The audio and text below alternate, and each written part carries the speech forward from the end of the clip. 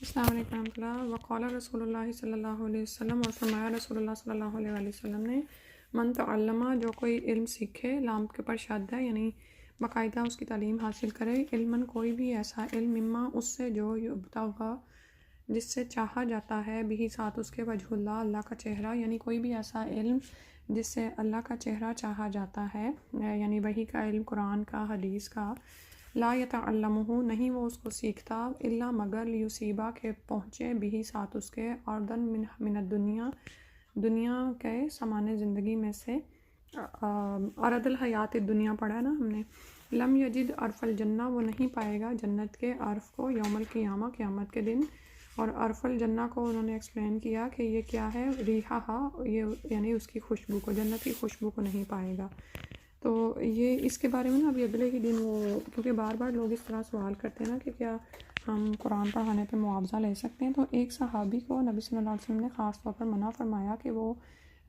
اس پر معاوضہ نہ لیں، تو بعد میں پھر پتہ چلا تھا کہ اس کو اس لیے کہا گیا تھا کہ انہوں نے خالص طور پر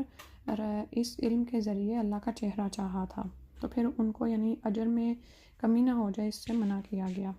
ٹھیک ہے۔ تو ادروائز ایک اور حدیث سے ہمیں پتہ چلتا ہے کہ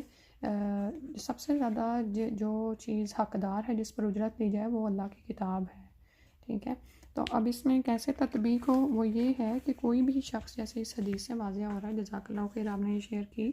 کہ کوئی بھی شخص اگر کسی علم کو خاص اس وجہ سے سیکھتا ہے، کون سے علم کو، جس سے اللہ کا چہرہ چاہا جاتا ہے، یعنی وہ اگر قرآن حفظ کرتا ہے کہ میں تراویح پڑھاؤں گا یا میں امام بنوں گا اور دنیا کا فائدہ کماؤں گا، اور یا پھر اسی طرح وہ تجوید سیکھتا ہے کہ میں تجوید سکھا کے لوگوں سے مال بٹوروں،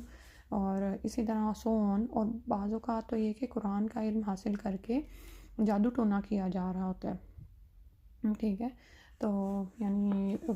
غلط مقاصد کو حاصل کرنے کے لیے بھی اس کتاب کو استعمال کیا جاتا ہے۔ تو کوئی بھی ایسی چیز جس سے اللہ کا چہرہ چاہا جاتا ہے، یعنی کوئی بھی ایسا علم، یہی وہی الہی کے علم ہی کی بات ہو رہی ہے،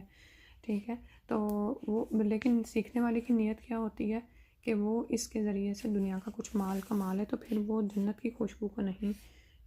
پائے گا، نعوذ باللہ من ذالک۔ اور اس میں انہوں نے یہ بھی کہا تھا کہ جیسے